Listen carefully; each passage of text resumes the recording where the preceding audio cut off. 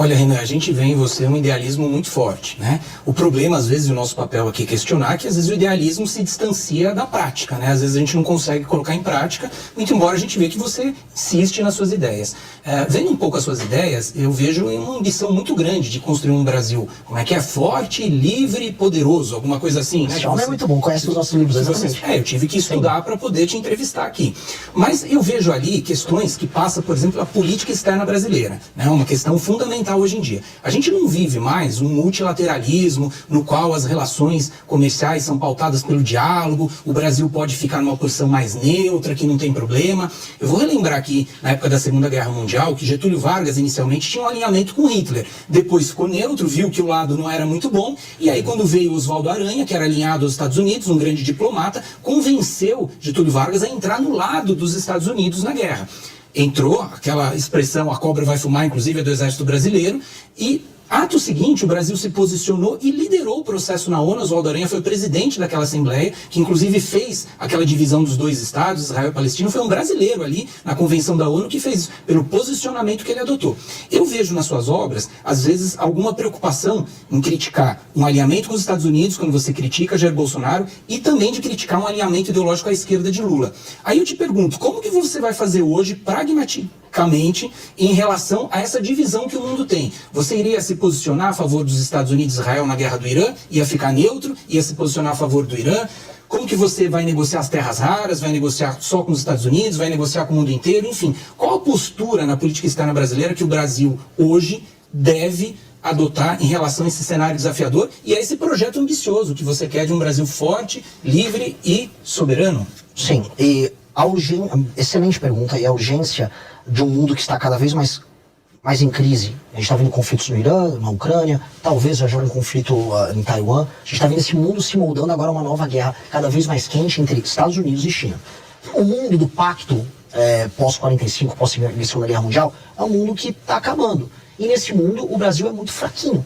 Porque o Brasil se garantia nesse mundo multilateral, o mundo das organizações internacionais, baseado na ideia de que os Estados Unidos iam garantir a ordem liberal internacional, que os contratos iam ser respeitados, que um país não ia ser invadido pelo outro. Pois bem, isso está mudando e está mudando muito rápido.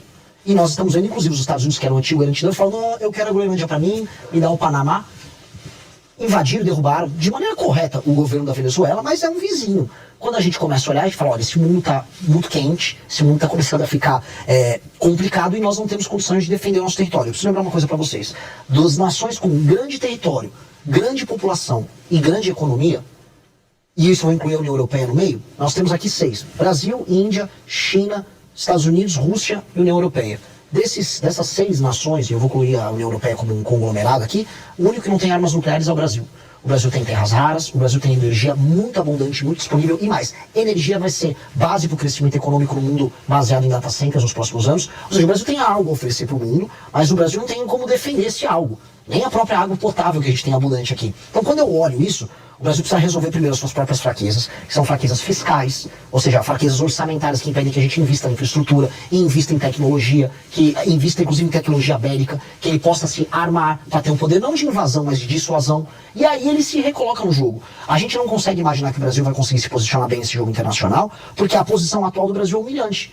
O Brasil não tem condição de brigar e defender seus interesses contra os Estados Unidos e China num momento tenso como hoje. O Brasil fica fazendo uma dança meio ridícula. Ele tem que exportar os nossos commodities agrícolas para a China, ao mesmo tempo que os Estados Unidos falam, agora eu mando no continente, você vai ter que se realinhar aqui. E aí a gente está vendo isso acontecer. Isso vai acontecer seja o Lula, seja o Flávio, ou seja o Jair, ou qualquer um.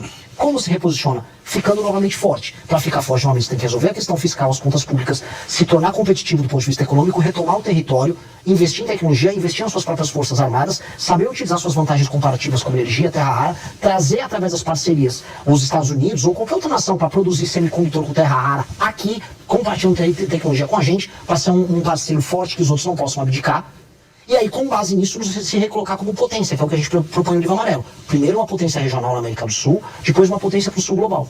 Não, mas essas ideias que são corretas, elas são a médio e longo prazo, essa reestruturação do Brasil. E a curto prazo, o Donald Trump não vai ter paciência, ele vai querer um posicionamento do Brasil. O Brasil vai negociar comigo agora terras raras, o Brasil vai apoiar ou não o conflito, que ele chama de conflito, que é guerra no Irã, né? Qual seria o seu posicionamento para agora? Porque aí seria mais um posicionamento diplomático. É bem verdade que o Brasil precisa se reestruturar para se posicionar no cenário internacional com força. Até aí nós concordamos. Sim. Mas como atuar agora no meio desse confronto diplomático? Qual a posição que o Brasil deveria adotar nesse momento? As posições, as cartinhas do Lula são bem feitas, são corretas?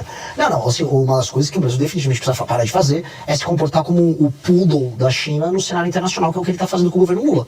Boa parte do problema com os Estados Unidos são as posições subalternas que o Brasil desenvolve, tanto foi na questão do Irã, quanto na questão de Israel, antes na questão da Ucrânia. E se pintar mais algum conflito que seja do interesse, por exemplo, ou da China ou da Rússia, com o governo Lula, o Brasil vai se comportar de uma maneira que vai gerar incidentes diplomáticos dos Estados Unidos. Esse alinhamento automático com a China a gente não vai ter. Com certeza, o governo nosso não pode ter. Isso abre espaço para uma relação melhor com os próprios Estados Unidos da América. Essa relação, porém, não pode ser de sujeição, de submissão. Os Estados Unidos claramente estão interessados nas terras raras do Brasil, o Brasil tem essas reservas, só que em quais termos isso vai acontecer? Eu vi o Flávio Bolsonaro indo para lá falando, olha, nossas terras raras podem ser úteis para você. Mas como elas serão úteis para a gente? A indústria de semicondutor fica aqui ou fica lá? Haverá compartilhamento de tecnologia? Haverá sociedade com empresas brasileiras? Os Estados Unidos, eles falam muito assim, vocês têm que tirar a China da América do Sul. Tem?